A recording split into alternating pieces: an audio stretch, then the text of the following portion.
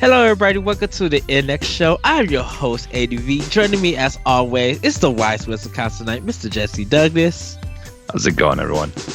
and Bossman himself, Mr. Corey Derrick. Hello. Thank you for announcing Jesse's name this time. I was awfully confused last week when you just said the wise Wisconsinite. I didn't know who you were talking about. And then I'm just sitting there like, okay, he's going to say my name I know. now. He's not. I blanked out for a moment. I don't know what happened, so I apologize, Jesse. Sorry, everybody. Ray Apollo couldn't make it. He is out of town, enjoying some time off. He's had a busy couple weeks. He deserves a yes, time to himself, as they say.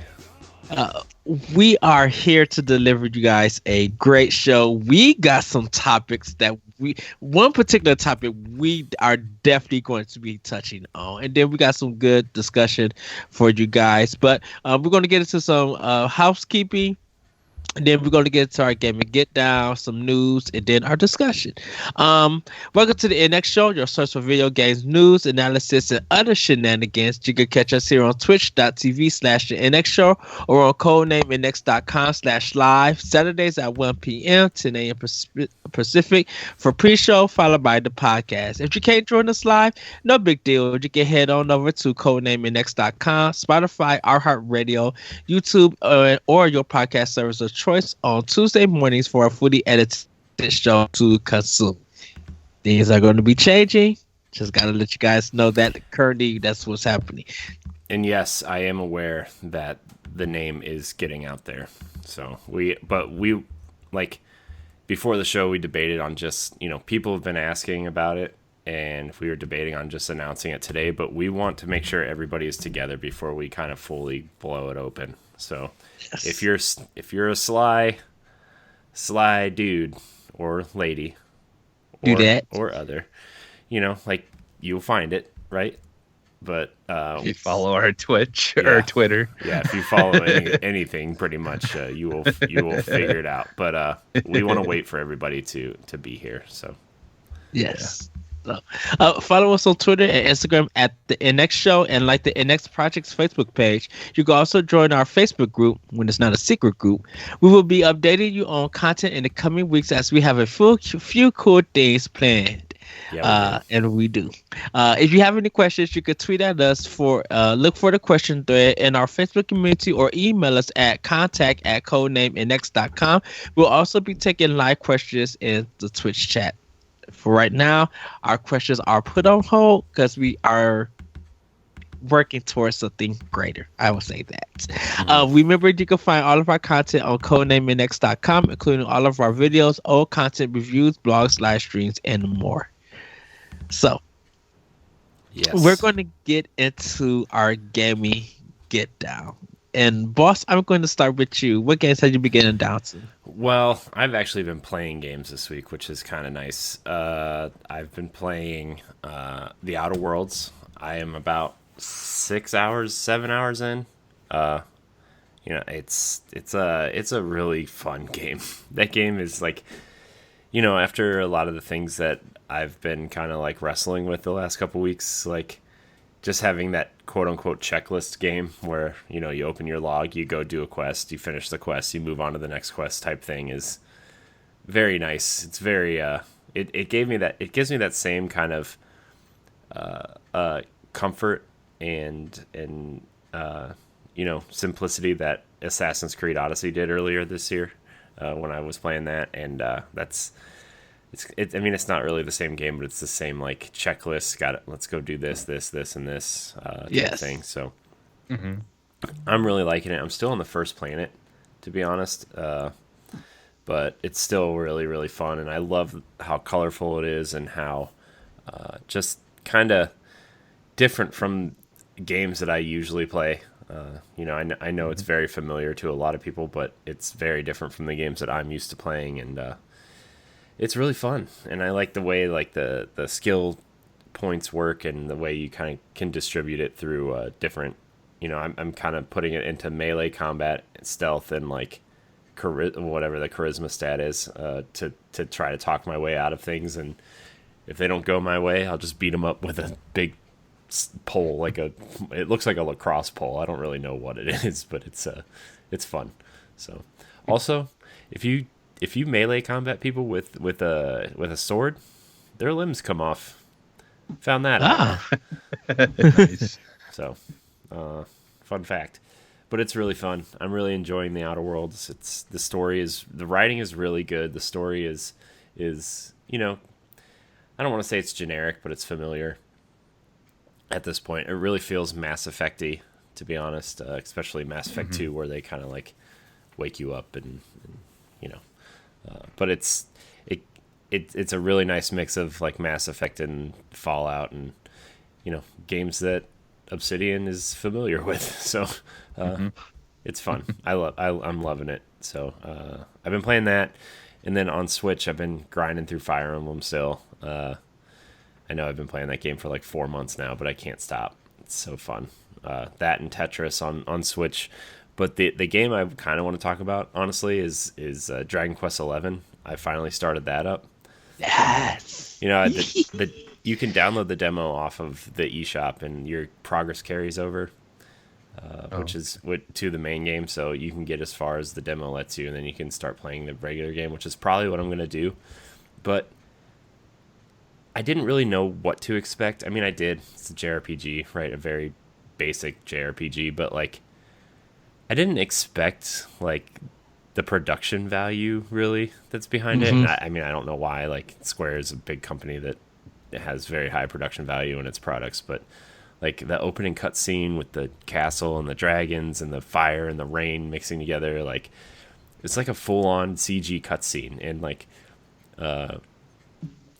when you see the water and like the old guy that's fishing and finds the baby in the water, like it's very well done and very surprising and really made me like get into it, and I played probably what people would say would be like the first like 45 minutes or hour, but I spent like 2 hours running around this, just exploring every nook and cranny. And the first quest that you get is you kind of have to like make it up this mountain to achieve like becoming an adult, kind of thing, and making your way up there, and the scene that happens up there really is cool and fun and kind of like very JRPG storytelling, but still like engaging. And I was talking to Ed on Nintendo Power Block, like I was kind of like how when you play Xenoblade Chronicles 2, everyone's very British, and it kind of like throws you off a little bit, but then you get used to it, and you're like, oh, okay, voice acting is British, whatever. You get into the game, and one of the first major characters you meet is this blonde girl. You find her like sash that she wears on her head and give it to her, and like this very thick Irish accent comes out, and it like it really threw me off. Like I was like, I literally thought I had a language setting like set different because of how the voice acting is. Not that I'm like against people having Irish accents or anything. I was just like really thrown off. I was expecting like the typical anime girl, high pitched, over excited voice, and it wasn't that. And it was kind of like, oh, okay, that's neat. So refreshing. Yeah, and then like, and then Ed informed me that you don't get to keep the dog in your party. So, or no, it wasn't you. It was somebody at work told me that, Ed, not you. I'm sorry. I'm getting my conversations mixed up. But you don't get to keep the dog that's in your party, and it really made me sad because I thought, oh man, I'm going to use the dog. The dog's really cool. He can go fetch me things. No, can't do that. So, oh no. But, he's okay, right? No, he's fine. He's the dog is your mom's dog in this story, I think. So, okay. Like the dog leads you home, and then your mom makes you a big meal before you head out on your adventure, right? And it's kind of it reminded me a lot of Pokemon in that way. Where like in the beginning of Pokemon, when you walk out of your house and your mom stops you to give you like, I don't know what, like a backpack or your I think something. She gives you something. Yeah, I think it's a backpack. I don't know. So that was very, very fun. I'm looking forward to continuing that adventure before I get into Luigi's Mansion. So which I will have by the next time I'm on the show. Because, well, like I said, not going to be on next week because we're moving. But the following week, I will have a lot to say about Luigi's Mansion, hopefully. So, but that's all I've been playing. Dragon Quest XI is very cool. Jesse, I think you would actually like it in particular. Yeah, I might give it a shot because honestly, I haven't really touched my Switch in a while just because I've just got so many games on Xbox now that and just not enough time. Like, I mean, the nice thing is I do. I was just gonna say the nice thing is like the demo is available for you to play, and like your progress carries over if you decide you want to play the rest of the game, which is very nice. I wish more games did that. Yeah, because Square Enix does that for Dragon Quest builders too, which I downloaded, but I haven't started yet. I think I'm gonna download the Dragon Quest 11 demo also for Switch, even though I only get for PS4. Didn't they also do that for Octopath Traveler as well? Yep. Yeah, so, they did too. Yeah. So I think it's because like they're just smart about it, knowing like an RPG game, a lot of times you put a lot of time into something to get to a certain point, and you almost never want to have to do that over again. Yeah. Perfect example is when playing original Wild Arms and my memory card got corrupt and the whole file got erased, and I just said nope. Like, I was just so mad. I put I don't know, probably 80, it feels like 100 hours into that game. And because I didn't have a strategy guide for it until later, right before my memory card got corrupt. So that, and back then, how that was. It was such a pain in the butt to try to find your way around a lot of times in RPG games, just because there was just so much to do and so many people to talk to. But yes. So yeah, but should I start with then what I've been playing, or? Yeah, go ahead, Jesse. Okay. No. All right. So so I believe it or not, my friend Ben, who I think I don't know, we weren't streaming or anything. We were just playing the online that one night, but we had played I believe it was Halo 4 that one night, of all of us or whatever. But he I was trying to burn a boot disc for my Dreamcast, so I could play play games that aren't from our region, And when I bought Headhunter, I thought Dreamcast was region free for some reason. I could have swore it was, but it's not. So you needed the special disc that you put in that these people had figured out and made for it. So then you can play games from any region. You just have to put that disc in. So he was kind enough to give me an extra one that he had laying around so I could play some stuff. But he also gave me a copy of Half-Life, the first Half-Life. Yeah. Right. And now that game was only I think that game was 98% completed, but they never released it on Dreamcast. Yes. So, but you can find it. You could get, people had made copies of it that you could, get or find online and stuff. And so I tried playing that and I gave up pretty quickly because it was in the beginning of the game, you start out in this cart that's moving along a track. And so it would move along the track, and then you'd get to a certain point, loading. And then it would move a little bit more, loading. So every little bit of steps, it was just nothing but it was literally a game just filled with loading. So I gave up on it. Yeah, I gave up on it. So because it was just it was too much, man. You can't have a loading screen at after you walk through every doorway, man. It's just not good. No. So yeah, I didn't get very far on that, but I did try it. I was, I just like I want to play Headhunter it's called. I want to play that eventually. Sit down and play it. I haven't actually sat and tried it yet, but so I played that a little bit. Been playing some Modern Warfare, multiplayer. Did you finish the campaign? Yeah, I finished the campaign last weekend.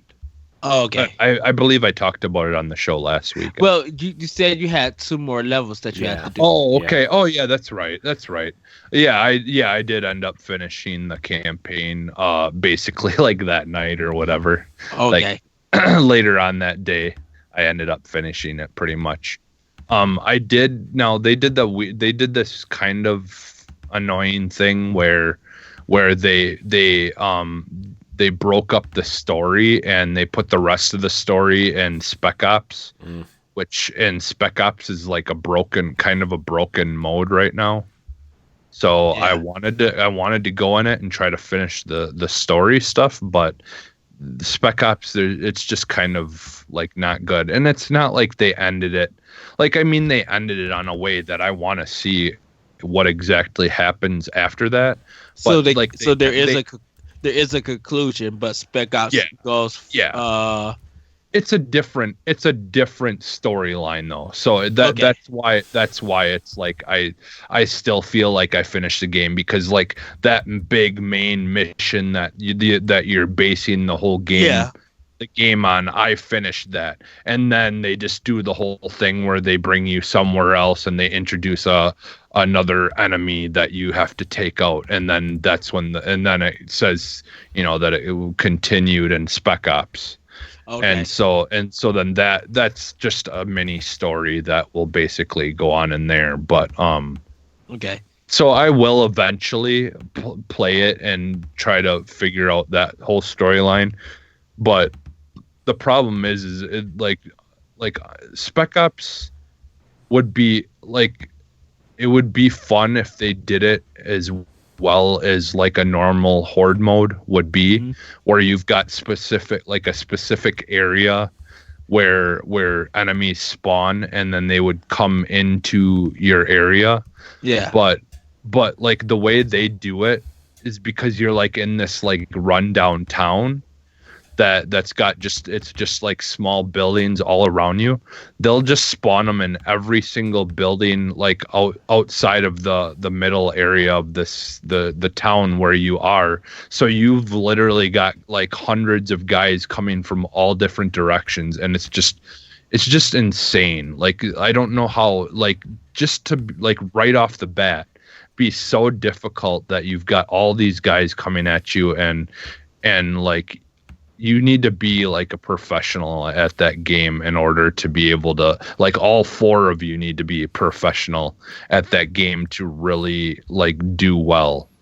And it's just really poorly balanced. Like, they just need to have better spawn points and not make it where like you've got 100 guys running in front of you, so you're worrying about trying to take all them out, but they're also spawning behind you, and now you've got like 30 guys coming behind you as well. And it's like, there's just too much even for 4 people to be trying to take on all at once. And the AI isn't like stupid either. Like, if like they're fairly decently responded to the way your actions and things like that, and they move up on you quick and flank you like in an instant. So it's it's not like where they just stay at one point and they just try to shoot at you.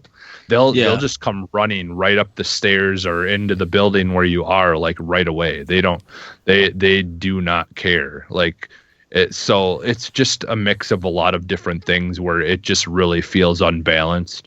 And, and that's not just me saying that. A lot of people who have played it and tried it are having the same kind of issues, and they just feel like it's kind of just a broken mode right now. So hopefully that gets fixed. Overall, the game, I'm loving it. Multiplayer.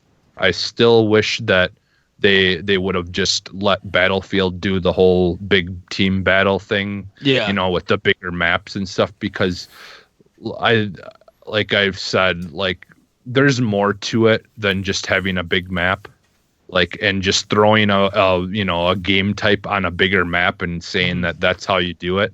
Like, Battlefield actually has like the buildings can crumble and break down. Like, it feels more like an all-out big war, whereas with this, it just feels like it's just insane. Like, the spawn points and the way they spawn on the map isn't very good. Like, like Battlefield has really perfected that, like I said, like, what, no matter how you feel about EA and all that stuff, like Battlefield really does know what they're doing when they're doing the bigger, battle style like that. And yeah, some of their games haven't been great on other levels, like not in that department, but like when it comes to it, like I feel like they're definitely a lot better at it, just because it's there's a lot more going on than just it being a big map and and throwing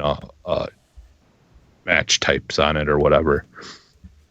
And then the other game that I've been playing is Control. I'm trying to get through that. I did do the I just got past the part where I had to go against a boss where I get levitation. So now I can float in the air and stuff like that. So I think I'm like maybe halfway done with the game or something like that. I'm not quite sure. But yeah, so I've been playing that, and then the fun thing is I didn't get to do much of it, but yesterday before work I went on my Xbox and I fired it up for a little bit, and all of a sudden I seen an ad run across my screen talking about the console streaming, the xCloud as we've known it. And it's, just was an ad saying that to try it, the preview or whatever. And so I clicked on it, and sure enough, it let me set up my Xbox to make sure like my internet connection and all this kind of stuff was able to handle it, and everything checked off with a green check like almost instantly. Mm-hmm. And then it just said that all I had to do is download the console streaming app on my phone, and I got really lucky because my phone internet almost never works in my house. But I for whatever reason, it was actually working really well last night. And so I'm like, oh, you know what? I'm going to try this and give it a shot. So like the way it works is basically you download the app, you open up the app, it will, kind of it kind of connects to the servers or whatever it's doing, to the service. And then it asks you to connect your Xbox controller to your phone. Yes. And then once it recognizes that you've connected your Xbox controller to the phone, then it moves to the next page where it it like has you sign in and everything. And then from there, like on your phone, basically just turns into exactly what it would look like when you fire your Xbox up on your TV. And so what it does is it basically your Xbox then turns on, and it's basically just reading everything from your Xbox, and then it's streaming it to your phone. And so like it will say like next to my name on, like, if one of your friends go online, it will say that you're streaming. It will say streaming and then whatever game you're playing by my name. And you can basically do anything that you would be able to do while you're playing on your Xbox. Like the only difference is the way they have it set up. Is unfortunately you can't plug your headphones and microphone into the controller and talk in a party chat that way. You have to do it directly into your phone. So you still can do it. It's going into your phone instead of your controller, which is fine because when potentially when you're doing this, your phone you're gonna get the clip for the controller, which I found one on eBay for like $5. Yeah. And you put the clip on your controller and then it holds your phone. So your phone's gonna be right by your controller anyways. Yeah. So it's really not that big of a deal. But yeah. So yeah, I've been playing it. I played Control on it, and it seemed to work really well with it. I didn't really notice any like latency or lag. But again, like for whatever reason, my phone internet was actually working that day. But I mean, still enough to work. I was just gonna ask. It's only on Android right now, right? I think so. Yeah, I remember. So. I remember Phil Spencer said that he wanted to get it working on Android first because of. Well, now we know it's because Microsoft's making a phone and a tablet line that runs on Android. So that's probably why. But there's so many different types of Android that if you focus on getting it there, then you can move on to the other platforms after. So which is that's totally the fine. thing is there's so many more Android products out there than there are Apple, but it's so like like I said, it's worked pretty good for me. I was gonna try it again this morning. Well, I did try it again this morning, but of course then my internet on my phone wasn't coming in. It was like sometimes it will say like the 3x or 1x next to where my internet is because it just doesn't work. But what I want to do is, and I know you can do it. It's just my internet connection kept dropping on my phone, so it wasn't working. But you can play games online. Like I fired up Call of Duty multiplayer online on it, and I was trying to play it, but of course my internet on my phone was being awful, so it was just lagging, and I had to just quit it. A lot of times it has to do with weather and stuff like that for whatever reason, but yeah, so I'm like I was super excited like when it was working and stuff, and when my internet was on my phone was actually working, I was having fun with it when I was playing it, and it felt really good. Now I don't have a clip, so it was kind of annoying in that way. I couldn't really see that well and stuff because I had to like lay my phone somewhere or whatever and play that way, which isn't exactly the greatest way to play it. So like I said, I found a clip for like $5 on eBay. So yeah, just for now. And then I'll probably make my controller my blue Xbox controller will be my one for playing on my phone. But, okay. That sounds the awesome. most. I can't wait. Yeah. I can't wait for that to like work on other devices, because sometimes that's why I play a lot of Switch, right? Is because we're watching TV or a movie or something and can't really play on my Xbox, but like just to sit down on my phone with an Xbox controller and grind some stuff in Destiny, or especially like on games like that where you need to grind some stuff out and you have time to kill but you can't use the TV at the moment, that sounds like a perfect thing for my particular situation in general. But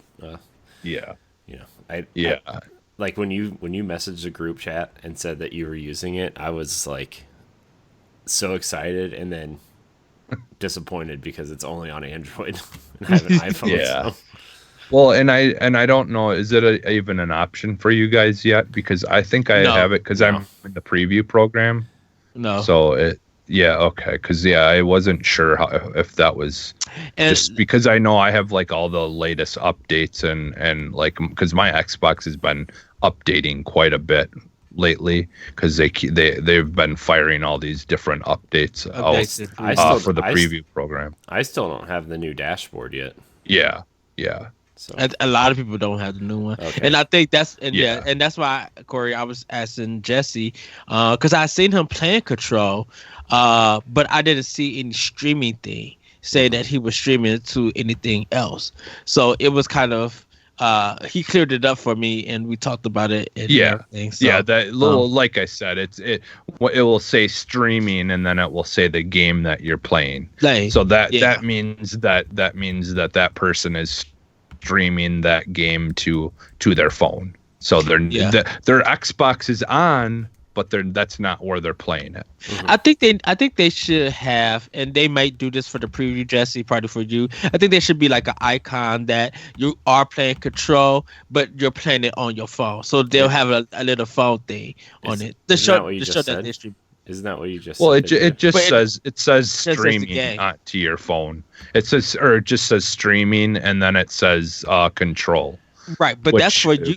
Which is for Jesse, but from my Xbox, looking at it, it just says Jesse Douglas, and then it's just says Control, and it doesn't indicate that you're streaming to your phone or anything. Okay. It just simply shows that you're just playing the game. So people are. I would be thinking that you're playing it on your Xbox. Well, I guess it doesn't matter though, because technically, like I said, you can do anything that you could do on your Xbox on the phone. So like if you wanted to message me or something, or if I wanna stream on Mixer, I'm pretty sure I can do that. It's gonna do it from my Xbox at home. Well, the thing about it is that when people are playing like something online on their computer, it'll say that they're online, and then it'll show indication that they're on their computer. Yeah. So, but it won't tell them what game that they're playing on or anything. Yeah. So I think they got that let you know that this person is online, but they're on their computer. And when you just normally see someone playing a game on Xbox, there's no indication that you're playing it on a different piece of hardware.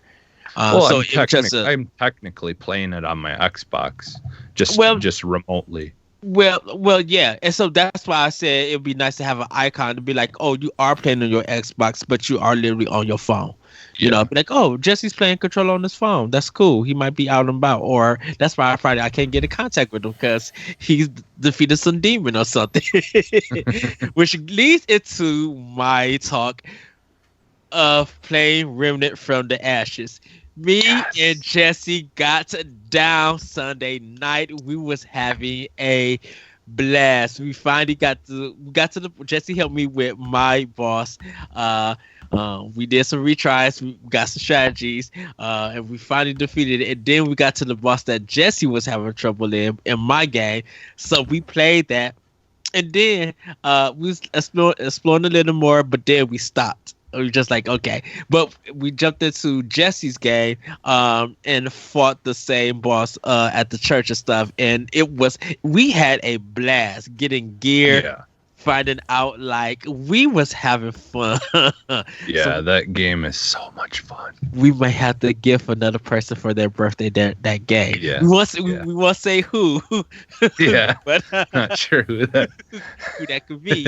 We just say. Ray's birthday's coming up soon, right? I think he has it though. But we literally were having a ball.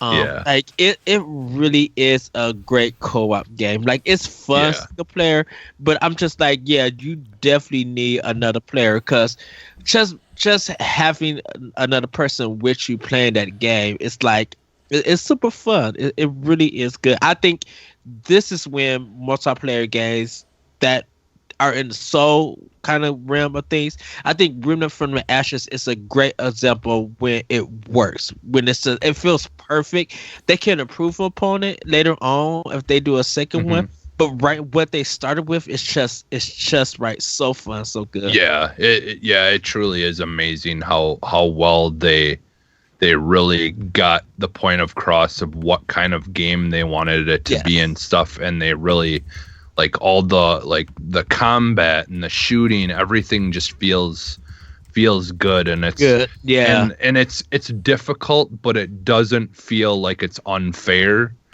And it's basically it's like any game like Destiny and stuff like that, where you've just got, once you figure out a strategy of how you want to attack something, it becomes really easy. Like, Yes. like when we were playing the part that I was at in my game, and on yours, and it was like we beat it with like ease. Like it barely even felt like we had to try, because it just, all you needed is that one more person to just help kind of figure a strategy out. And yeah, it's such a great game. And it's a budget game. It's only $40, I believe. Bucks. Yeah. So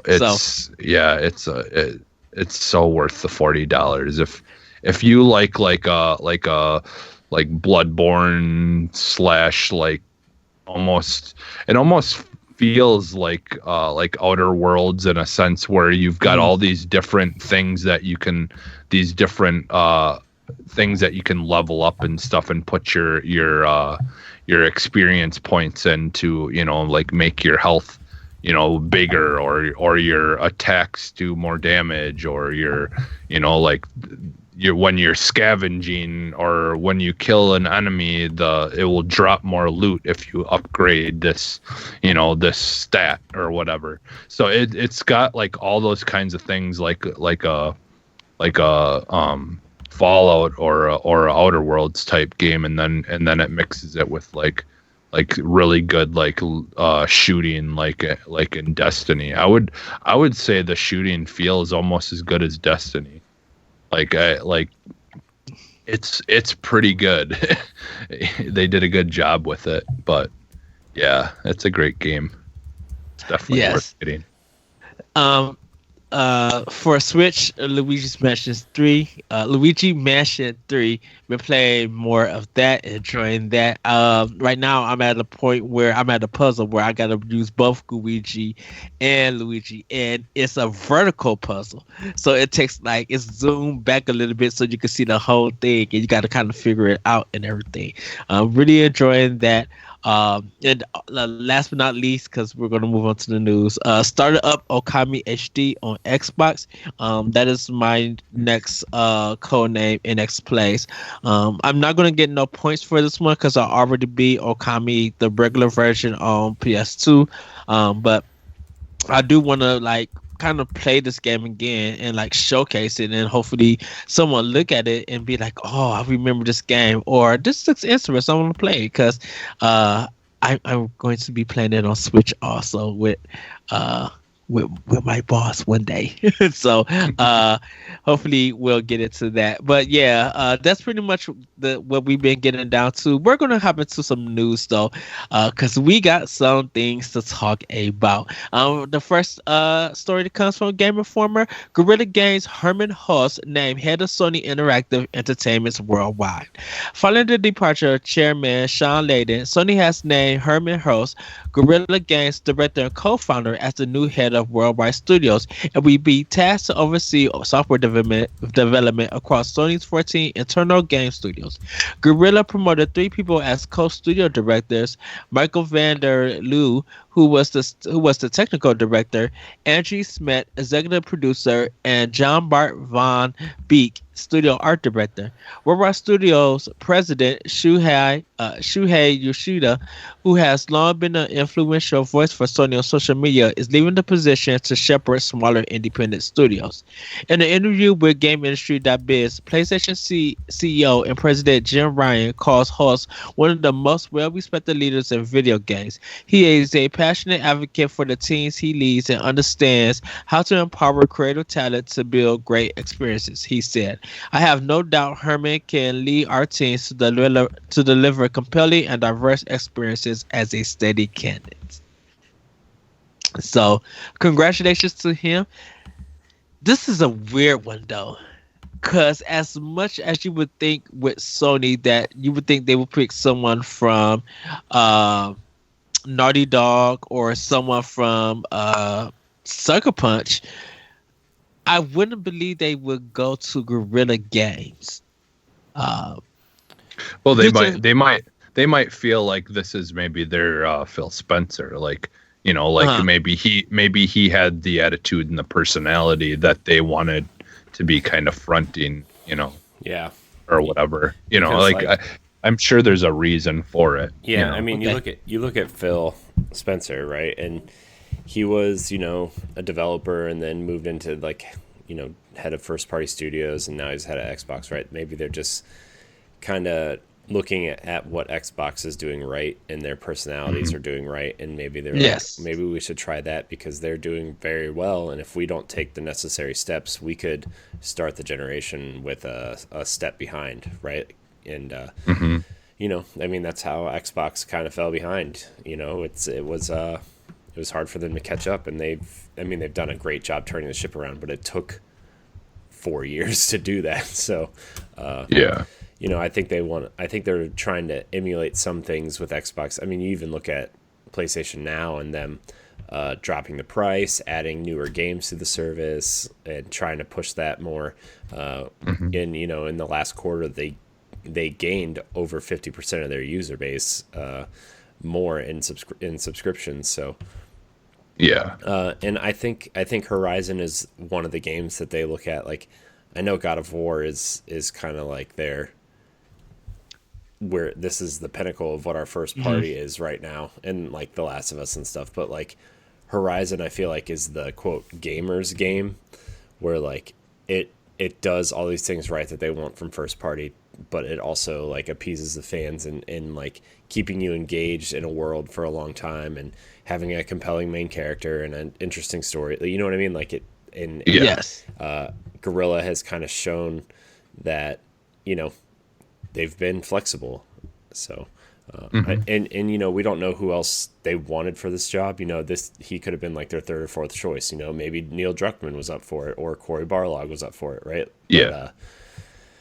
But if they wanna stay, if like those other you were bringing up, like if they were to get someone from other groups, the thing is though is they might have felt stable and secure, and knowing that there might be times when he can't be there with the developers as much as he'd like to be, or if he will at all. Now they might have felt like that group was stable enough that he could come away from that for the time being, and they'd be fine. Whereas maybe some of the other candidates that they had lined up, like maybe it wouldn't have been as good of an idea to pull them from those groups. Like they might just not have had someone who would be able to take that place in those developers groups to lose that person. And it all depends on what the person themselves even wants to do. Like a lot of developers that leave and go do something else, they eventually come back to just wishing that they could go back to making games again. So a lot of people probably just might not have been ready to want to make that decision yet. Which is why I found it weird that they would go to Guerrilla Games. And it's not a knock against him or Guerrilla Games or anything. I think it's because Sucker Punch and Naughty Dog and Santa Monica, I think because they have more experience in making games. And a lot of their titles are kind of recognized. Guerrilla Games kind of, they had Killzone and they have Horizon, but like people really don't have a really good sense of who Guerrilla Games are in a sense. So it was kind of weird that they would go with a company or with one of their developers who people don't really talk about in conversations when it comes to some of Sony's first party. But I'm happy that they found someone. I can't wait to see how he does in this role. I really hope that he interacts with a lot of gamers and a lot of fans. And it like PlayStation 5 really needs someone with some interaction, and hopefully he will interact, because Shuhei did interact. Shuhei was very positive about Nintendo, about Microsoft. His interaction was very positive, and I hope that Herman host can do the same thing, and just really be interactive and really be positive about it. So we shall see. But we're going to move on to the next story. Ninja thinks pro players and streamers who cheat should be treated differently. This story comes from Nintendo Life. Earlier this week, Fortnite developer and publisher Epic Games placed a lifetime ban on the professional esports FaZe clan player Jarvis K after he was caught cheating in a series of videos online. In a YouTube upload, K said he didn't consider Epic's zero tolerance policy when it came to the use of cheat software and just wanted to create entertaining videos. Tyler Blevins, famously known as Ninja, the world's most popular Fortnite streamer, has now shared his own thoughts on the ban during a stream, stating how he believes that content creators who cheat should be handled a little bit differently to regular players because it's how they earn a living. There's a difference between and this is his quote, there's a difference between a content creator who has millions of subscribers, hundreds of thousands of followers, who gets banned from literally what makes him money, and some kid who has absolutely zero following, has zero money that comes from gaming, and hacks. You ban that kid. Nothing happens to him. Nothing happens. Oh no, he can't cheat anymore? You ban Jarvis, it's different. The stakes are different. It should be handled a little bit differently. You ban one, you ruin his life. You ban the other, he makes another account and keeps cheating. It's different. It has to be handled differently. Later on in the stream, Ninja said he regretted his initial comments and stated how the ban should 100% be there, but issued a warning about punishing creators at the same time. He quotes, "Without your content creators as well, though, it has a negative impact on your game." He also mentioned how punishment for juveniles who cheat should be different, just like it is in the legal system. Now, I think this is going to upset a lot of people. You know, so cheating is cheating, just basically. A little kid almost got sued for cheating. Epic was going to sue a kid for cheating in Fortnite.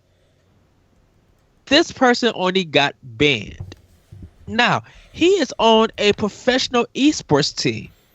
Mm-hmm. When you signed that contract, you should have known that you're not supposed to be cheating at all at any of this. Yeah. You know the policy that Epic is in. So why does Ninja think that there should be a level of cheating? Cheating is cheating. Well, okay, I've actually been following this story pretty closely. Mm-hmm. Okay, so apparently the videos that he made were him showing what you know, like what it would look like if people are using hacks and things like that, just like more as like of like to show people, you know, and you know, so you can kind of recognize it or something like that. Like he was doing it not to basically say, like, show you how bad it is and how unfair it is when someone is using cheats and stuff mm-hmm. in things like that. And he was basically making the videos to show people, you know, why you know, like people need to crack down on it. And it wasn't so much that he was doing it to better himself. Mm-hmm. He was doing it to just try to inform people. But I think when you're an esports player, when you're a professional player, you shouldn't be dealing with any of that. Let someone who do like Digital Foundry. This is the thing. Just a little while ago, before this happened, a duo team, who plays in professionally plays it, was caught cheating, and they were only banned for 14 days. But now he's getting a life ban, yet this group of two guys got banned only for 14 days. So if you're going to ban people, Epic, you need to be consistent. So yes, I am with him. He should not be banned, because if this group of two guys that they knew were cheating, and then after they got banned for 14 days, were still allowed to play in the tournament. Like, was it Epic? Fortnite? It was still Fortnite. Yeah, it was Fortnite. Oh. It's like you've got to be consistent. Either it's 14 days or it's for life. Make up your mind. Like it's just stupid on Epic's part. Like they're like I just think the whole situation around it, it's being reported in the media a little bit differently. I feel like they're making it seem like he just was cheating just because he wanted to and didn't think he'd get caught. But the whole thing is he was telling people that he was using it, and he was trying to warn people, and he said right out in his apology that if I would have known that I would get in trouble for making that kind of video, then I wouldn't have did it. But and that was the thing. It's just like, because you join an esport professional team, it should be in your contract that you shouldn't be doing no video, no cheating videos. You don't need to, like, you could. I guess if they allow streaming, you should be able to stream, but stream with your team practicing or do something like that. Don't go out of the box, because regardless of how Epic does their punishment for cheating or anything, if you are a professional player, read that contract. Don't deal with anything with cheating. If you find out one of your players are cheating, it's up to you if you want to report it or not. Not saying that you should go and report it. That decision is up to you who you're going to report it to. But don't involve yourself. If you know this is your job, if you know that this is your way of employment or making money, don't even make no videos. That's what I said. People who are not part of the esports stuff and everything, let Epic deal with them in their own way. But if you're a professional player, just don't even do it. And what I kind of feel like with Ninja is saying that, it kind of sounds like, well, a kid who don't have anything, he don't have no money, he don't have no followers, nothing really happens to him. And I'm just like, but something did happen. This kid almost got sued by Epic. One kid almost got sued by Epic for cheating. So you can't just all over the place though too. Right. And like it's just kind of like, they're kind of annoying in the whole situation, because they don't know how to make up their mind about any of it. And it's like you maybe should figure out something, and maybe have some kind of contracts or something out there, like figure something out, because they're just all over the place. And like the thing is too, like, and don't get me wrong, like people who cheat, like it's just the worst, because it wrecks the game for everyone else. Like I know I've been playing Call of Duty since, forever, since Modern Warfare, like, and I'll never forget playing Modern Warfare 2 and my whole team, the second we spawn, getting killed through walls the second that you spawn, just over and over and over and over and over again. And it's just like, yeah, someone's obviously cheating, because I just got killed through a wall literally the second I appeared on the map. So like I know how awful it can be when you have people cheating. Yeah, boss, you have anything to say about this? I mean, I cheating has been a thing for a long time. I mean, especially like aimbots and stuff. I feel like it's been a thing for a long time, and I haven't really been following it. I just heard that he got banned, and I didn't really know what the situation on it was or whatever. But like, I think cheaters should be banned, but also I think it needs the what he was doing. Jesse, what you kind of informed me on what he was trying to do or whatever. I think that should be taken into consideration, and if I think maybe he should have gotten a warning first. To be fair, that's the thing, is he should have been warned. He wasn't doing it to be like malicious or anything. It seems he was doing it to say, hey, you should report people who are looking like this, because this is what you should look for aimbots and stuff on PC, and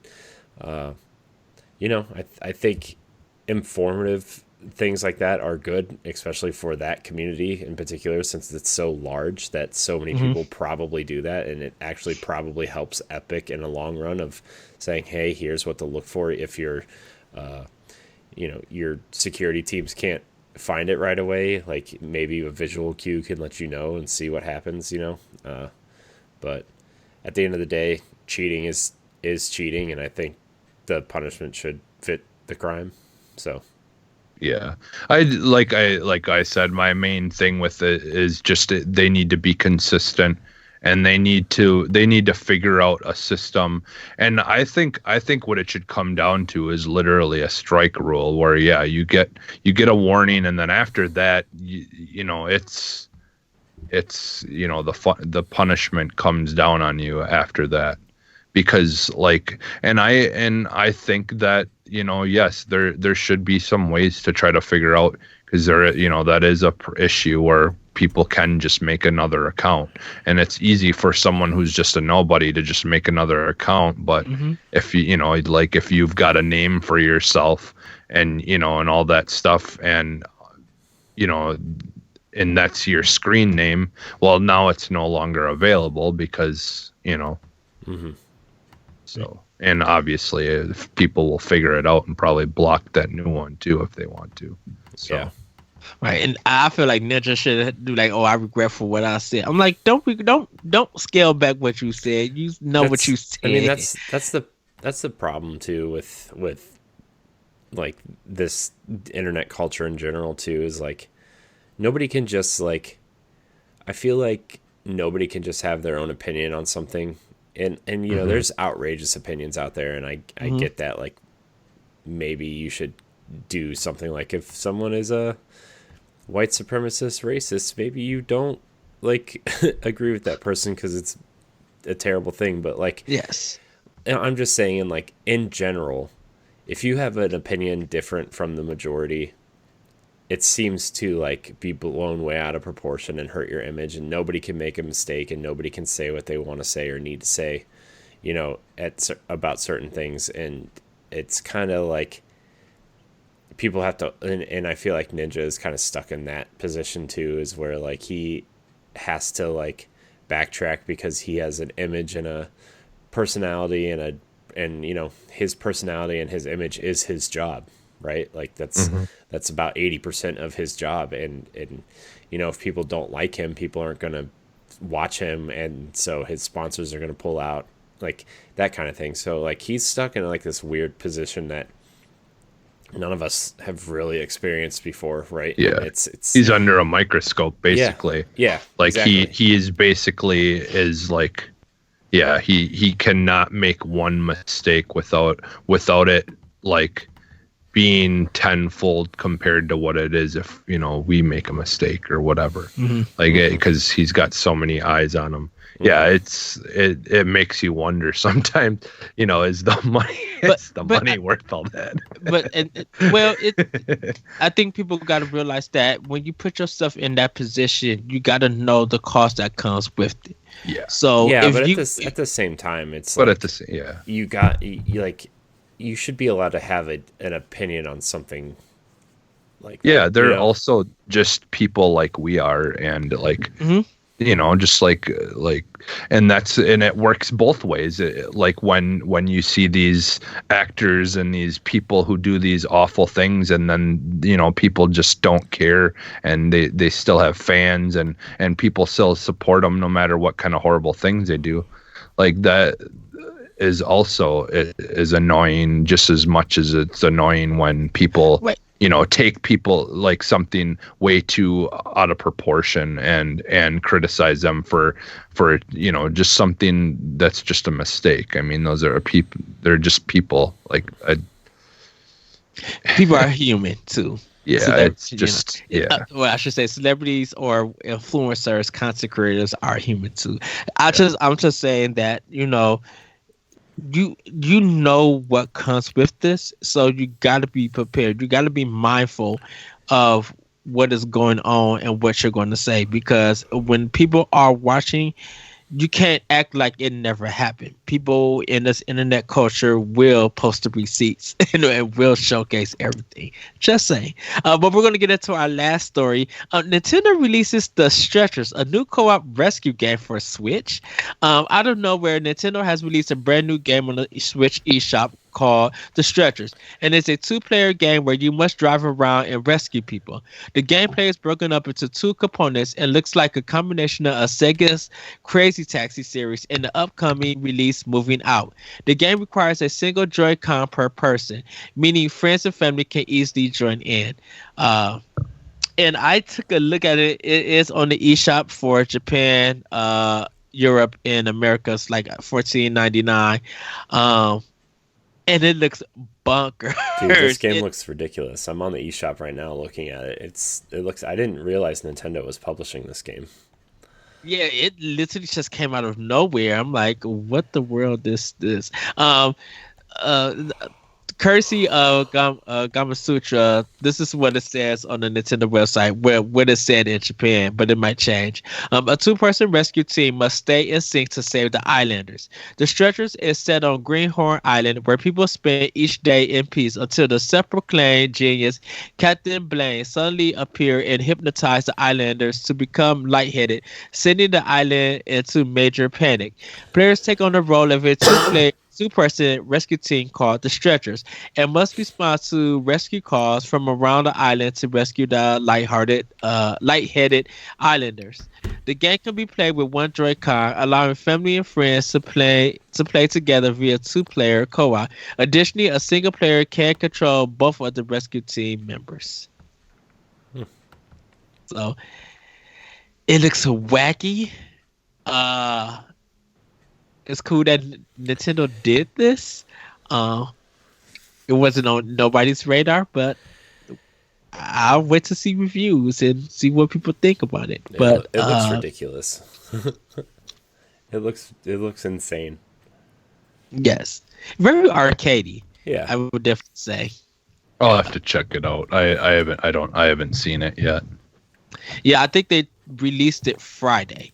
Okay. Just like out of the blue, they were just like, "Yeah, here go. We're in the Japanese game. Oh, now it's out for North America. Oh, now it's out for Europe. Wait, huh? And Wait. what was it called again? Sorry, the kids are kind of the Stretchers. The Stretchers. Okay. Yeah, you'll see it when you go to the eShop or for like new releases. It's like it may be like the third or fifth game that's on there. Mm-hmm. Okay. So Stretchers. So everybody, it sounds interesting. So. Yes. So everybody, that is the news. Now we're going to get into a quick discussion, and then we're going to exit out of the show. I kind of want to ask you guys, how do you influence others to try a game? Last week we talked about consumers versus reviewers when it comes to games and stuff. And Death Stranding is finally out now, and kind of wondering like, how do you now, when you have a game finally in your hand, how do you influence someone else to give it a try? Or any one of your favorite games that that you're playing or you currently play, and someone's thinking about it or not thinking about it, how do you influence them? Like, to be like, you know what, you should try this game. For me, I usually try to come up with games that I can compare it to.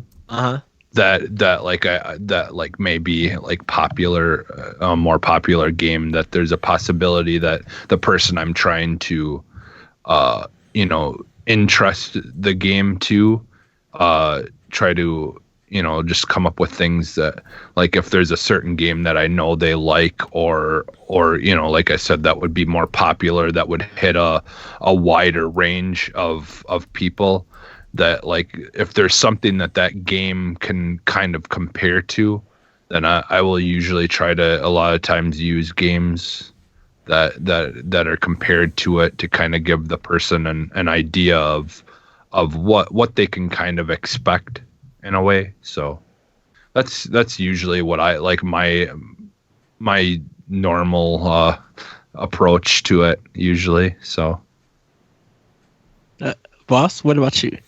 I usually play. I mean, I'm usually the ones that people are coming to like try to get to play games with them. So I'm actually mostly on the other side. But if I like a game, I'll usually try to get people to, like, either if the game has a demo, which, I will just say, hey, it has a demo, you should just play it. Or, it's a lot easier to get people to try games on Game Pass, or, like if you have that, or, Destiny is a big game that you try to get your friends to play with you too. And like, as someone who was brought to that game, I played it because I loved Halo, right? When Destiny 1 first came out, and this was Bungie's next big thing. And so I would play that, but then like I kind of lost interest in it for a while until like my friends were like, you should really come play with us. You will like it if you play it with people. And I'm like, okay, I'll play it. And then I haven't really stopped playing it since. I take breaks obviously and go back when the content is interesting, which, after this move, I'll probably go back to playing a lot of Destiny, because it's something that I've been meaning to play, and I'm actually probably going to play a little bit tonight because of Iron Banners going on this week. But it's easier to get someone to play if you play with them, or it's a multiplayer experience, and you can kind of go in and say, here's what to do, here's how the controls work, blah blah blah, right? And I know you guys have been trying to get me to play Remnant for a long time, and I've been staring at it a couple times on like I have a small list of games that I would like to get before our Game of the Year discussion, and that's on there. Star Wars is on there, Luigi's Mansion's on there, Devil May Cry 5's on there, which is on Game Pass, so I'll be playing that soon. But it's I don't really know how to say this because I'm on the other side mostly. I guess I just say, hey, you want to try this game? I guess I got my cousin into Destiny, and I got him into Halo and a couple other games, but mostly it's a lot easier too with these free-to-play games to say, hey, download Apex, we should try to play Apex together, or Fortnite is an easy one to kind of jump in on and get people to play that have never played battle royales before, because like even though it requires a lot of skill to win, it's not that hard to jump in and like learn it, So, yeah, or have fun. Yeah. Like that's the thing, is you don't even honestly like that's the thing, is that if you know that someone's at least gonna have fun with it, yeah, you just try to get that point across to them. But I still have a lot of fun with Fortnite, and I've never won any battle royale. Actually, I've never won, but I still have a blast every time Jesse and I would play Blackout or Apex or Fortnite. So, but you are good at Tetris Effect, not Tetris Effect, Tetris 99. Still didn't win though. Second place, man. I have like 30 something second place finishes. Still just can't pull it out, man. Just can't. So. But yeah, I mean, I don't know, man. I think it just, you got to know what kind of games they're into, and if they're not that big into games, you just kind of ease them in and say, oh, it's like Captain Toad. Oh, it's like a small puzzle game that you rotate the camera and kind of waddle through the world and collect stars and diamonds, and you got to watch out for the guys or they'll knock you off the edge or whatever. Or like you can kind of hit nostalgia points with people and kind of be like, oh, Mario Odyssey is good, but if you've had an NES, you should definitely check out Bloodstained: Curse of the Moon, because it's super like Castlevania, and you can appeal to people that way. I think you kind of got to know the person and what they're into before you kind of recommend stuff as well. It's fun. It's good that you mentioned the recommendation kind of thing, because like for me, every time people post like, I beat this game, what should I play next? I don't know. I always go, what do you play? Ikaruga, The Last Guardian. Like I always kind of pick out the odd games that people don't talk or really know about, and really try to expose them to something very different. I think for me, a lot of times I try to expose a lot of people to a lot of Eastern design games over Western design games, because yes, you will get your fill of Call of Duty, you will get your fill of like The Last of Us and stuff, but there's these quirky other games that will enhance your experience about video gaming in general and your entertainment. It's gonna be weird. It's not gonna be anything that you're used to, but giving it a try, at least it's going to be like, oh, I did play that. I didn't like it because it wasn't my groove, but I kind of found it a little bit entertaining or interesting that someone would come in and make a game like this. Because I think looking at Death Stranding right now, I think a lot of people are saying that this is not for the Call of Duty kind of person. But if you're a person who's willing to give various games a try, this is for you. So it has its exclusion, but if you're if you're willing to give it a try, this is a game like for it, that uniqueness to it. And another thing too is like if you play the game with someone, like Snipper Clips is a great co-op game, right? Yes. But how do you explain that game to people, right? You just kind of like, oh, you kind of work together to cut shapes out and solve puzzles, which kind of on paper sounds boring, but when you play that game, like it's still arguably one of the top 10 best games on Switch right now. At least to me, right? Like you go in, I still need to get it. you turn the Joy-Con sideways and you play with people, and you kind of like you're laughing and you hate the person next to you at the same time, because they'll, like, to try to be funny, they'll just cut you in half and you'll drop the ball before you can get it into the hoop or whatever, right? Or you know what I mean? Like it's such a wacky, crazy game. It's almost like a man, I don't really know how else to describe it, but it's kind of like when Mario Party it's kind of like when Mario Party screws you over at the end. And like that, but it's like that in real time. I think your tone and your body language actually could really like influence somebody, because if you're talking about Snipper Clips and you have laughter, you have some joy in it, you might actually get someone really entertained into trying it. Just be like you really should try this. Like that kind of laughter and that vibrant of happiness might be like, you know what, I may try this because of this person or these people are having fun, and I keep hearing it like over and over again.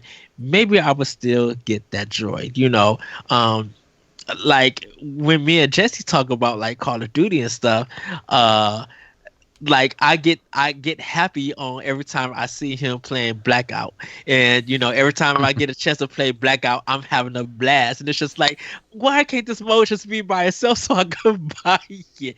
But I just like hearing Jesse talk about it, and like it makes me want to get it, even though I want to play it a lot because of other games.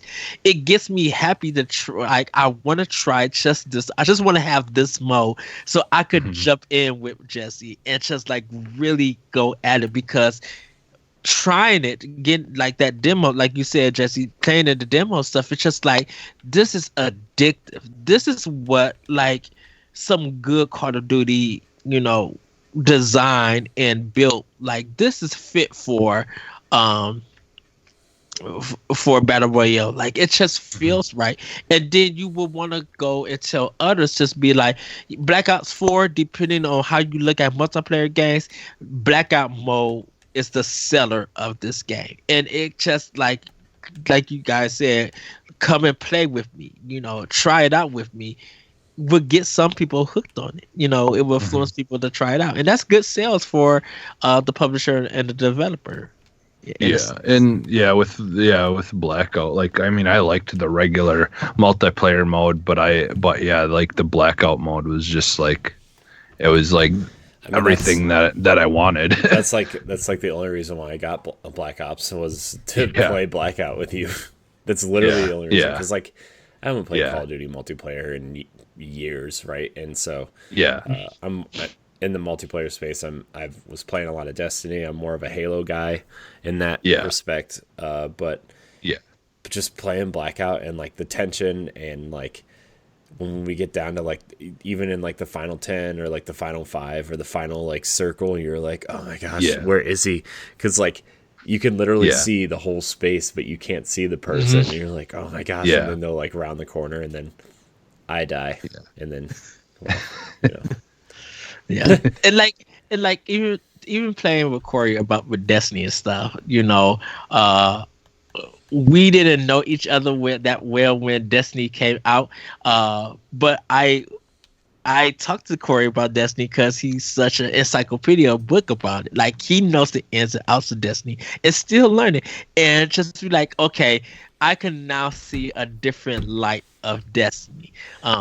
The first one has its problems, but the second game, I feel like this is what Destiny is, in a sense. Like, and talking to Corey about it and like playing with them and having fun with them, I'm just like, I get it now. I understand why this is good and stuff. And yes, that is first person shooters and everything.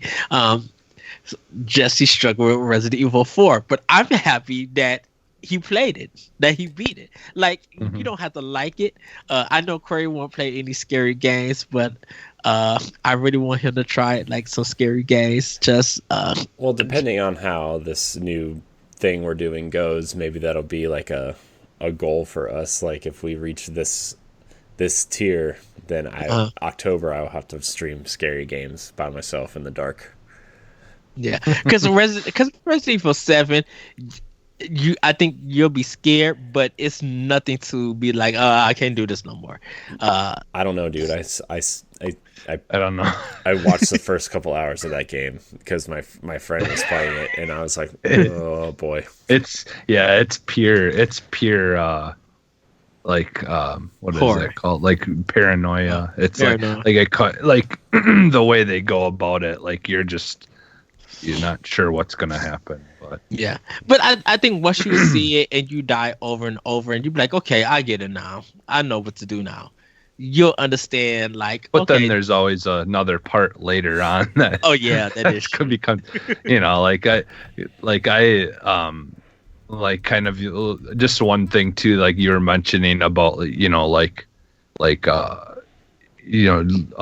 trying to introduce people to other games like that. Maybe not the majority of the masses would, be suggesting to people. Like I kind of do the same thing in the way that, like, I like, especially being on this show, and and I'm sure that like that people who listen to this are all different age types, and some of them may not really be familiar with, being young enough that they're not familiar with 360 or regular Xbox games as much, because they may have been just quite, just young enough at that time when some of the games came out. And so, like, I try to introduce people to, like, Condemned and and like Fusion Frenzy I always had a blast playing when we would get together, me and my friends. Like, it was like their version of Mario Party, and I really wish they would come out with a new one, because I would so get it. I loved Fusion Frenzy. It was such a fun game, and it's on Game Pass, I believe. So it's backwards compatible. So yeah, just like you as a gamer, I think you always want a fresh experience with a game. You want to try as many genres that you can, and if it doesn't gel with you, not saying that game is not for you. Maybe you're not used to that gameplay, and you might not be able to grasp everything. Because I think a lot of gamers think that if they play a game, they already know what to do and what to play. And no, you kind of got to build your skill. You just can't jump into a game and be like, okay, I know it, and then be like, from there, I can tell if this game is good or bad. You got to build your skill when you're introduced to new games. It's going to take a while and everything. But mood and mindset too, when you're the time when you're playing something really matters too, a lot of time. Yes. So any last words about this, any guys?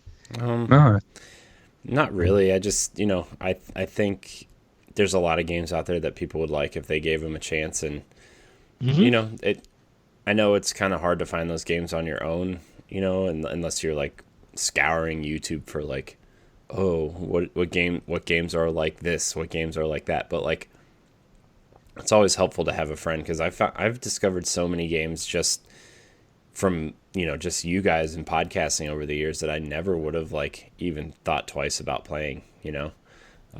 So I mean, it's always good to have friends who play a lot of games to show you some stuff, and yeah, and if it has a demo, try it out. Yeah. Yes. I'd be curious. I'd be curious how many people have been like, well, I kind of want to get this game, but I'm not sure if I'd like it, but it's on Game Pass, but I don't have Game Pass, so I'm going to just buy the 1 month of it so I can try that game, and then instead of paying the full price for the game and not liking it, I can just try it that way. I'd be curious if people do that. Like, yes. we'll get Game Pass just so they can play a game on there and see if they would like to buy it. Right. Get Game Pass Ultimate if you also do PC gaming. Like, I think that's cool because, like, me and Corey love Roller Coaster Tycoon, and if we could play, to me personally, I don't know which version you prefer, Corey, but if I could play Roller Coaster Tycoon 3 on my Switch, I think I would be a happy gamer. I mean, there is a Roller Coaster Tycoon game available on the Nintendo Switch. We would not speak about that. We would not speak about. We have pushed that to a certain cast with that Shaq Fu game. We would not talk about that. Hey, I got Shaq Fu for free, so. Yeah, me too. I would have paid for it. Game of the year 20. Yeah. What did it come out last year? Yeah, 2018. Game of the year 2018. Shaq Fu. So everybody, best game ever. Oh gosh, that is going to be the show. I cannot stop laughing. Jesse, where can we find you at? You can find me almost everywhere as Phantom NXS. Corey, where can we find you at? You can find me at CoreyNHD713 on Twitter and CoreyNHD on Instagram and Mixer. Yeah, we have a lot coming up. I'm very excited. I've been working on our future as we've been recording this podcast. So. Yes, you guys can find Ray at Ray Apollo on Twitter and on his Twitch channel at Ray Apollo. You can find me on Twitter at That Pressure Code and check out Optional Opinion, check out Nintendo Power Block, and other content that will be coming soon here on codenamemnx.com and our future name. Oh, just leave it at that. With that, everybody, we're so bad at this teasing thing. People, like, everybody probably already knows if they follow us on Twitter or whatever, and they're like, what are these guys talking about? I'll just say, are you sure? Wink, wink. I'm going to leave it at that. So, everybody, we will see you next time on the NX show. Have a great week. Have a great weekend. Whenever you're checking this out, and we'll see you guys next time. Bye. Bye, everyone.